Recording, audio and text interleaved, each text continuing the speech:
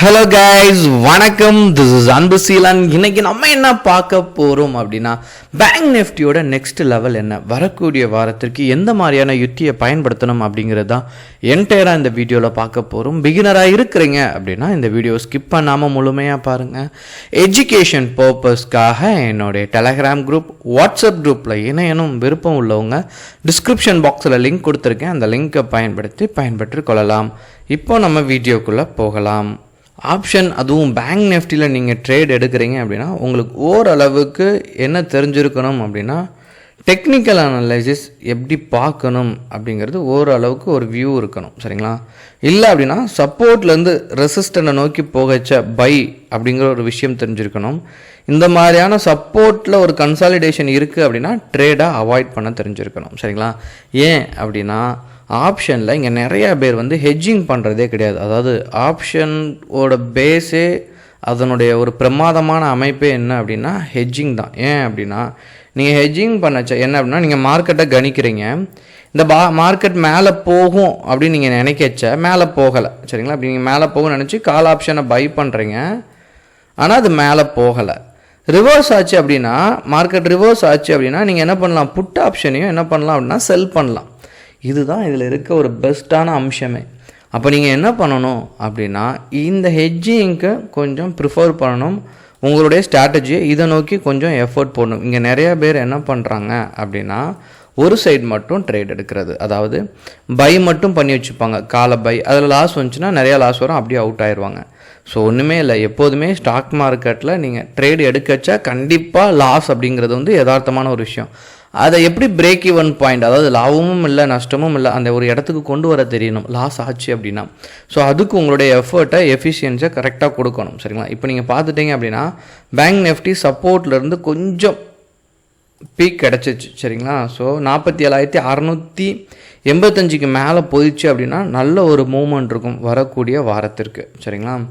So நீங்கள் அதனுடைய expectation எது வரைக்கும் வைக்கலாம் அப்படின்னு பார்த்தீங்க அப்படின்னா 48,260 வரைக்கும் சாலிடாக வைக்கலாம். பட் இங்கே நிறையா நியூஸ் பேஸை பொறுத்த மட்டும், குளோபலாக பொறுத்த மட்டும் நிறையா இஷ்யூஸ் இருக்குது. சரிங்களா? அந்த சமயத்தில் இது டெக்னிக்கலாக ஃபைன். சரிங்களா? பட் அந்த மாதிரியான ட்ரேடிங் சமயத்தில் வெயிட்டேஜ் அப்படிங்கிறது ரொம்ப முக்கியம்.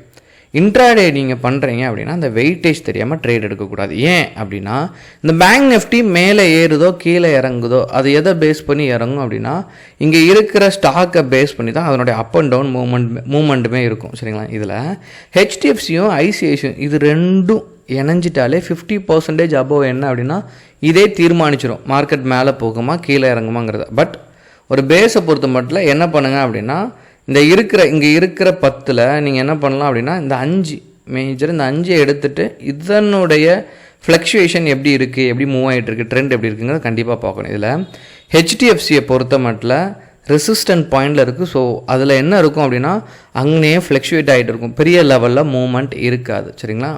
ஐசிஐசியை பொறுத்த மட்டும் ரெசிஸ்டன்ட் பாயிண்டில் என்ன ஆயிடுச்சு அப்படின்னா ஒரு பாக்ஸ் பேட்டர்ன் போட்டுருந்துச்சு, பட் அந்த பாக்ஸ் கீழே பிரேக் ஆயிடுச்சு. சரிங்களா?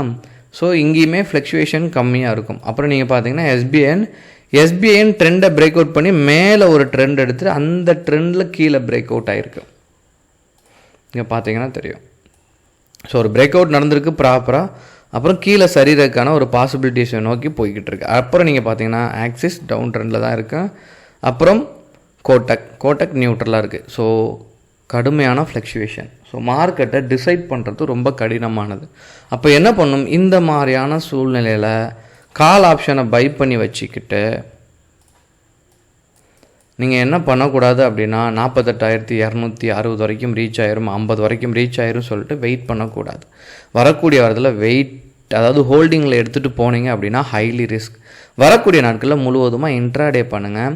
இப்படி இன்ட்ராடே பண்ணச்ச சரிங்களா, உங்களுக்கு அதுலேயுமே ஹெட்ஜிங்கை கொஞ்சம் ப்ரிஃபர் பண்ணுங்கள். சரிங்களா? இன்னொன்று, சார் ப்ரீமியம் கரையுது அப்படிங்கிற ஒரு பிரச்சனை இருக்கும். எப்போதுமே ஒரு ட்ரேடை எக்ஸிக்யூட் பண்ணும்போது அட் த மணியில் பண்ணுங்கள். சரிங்களா?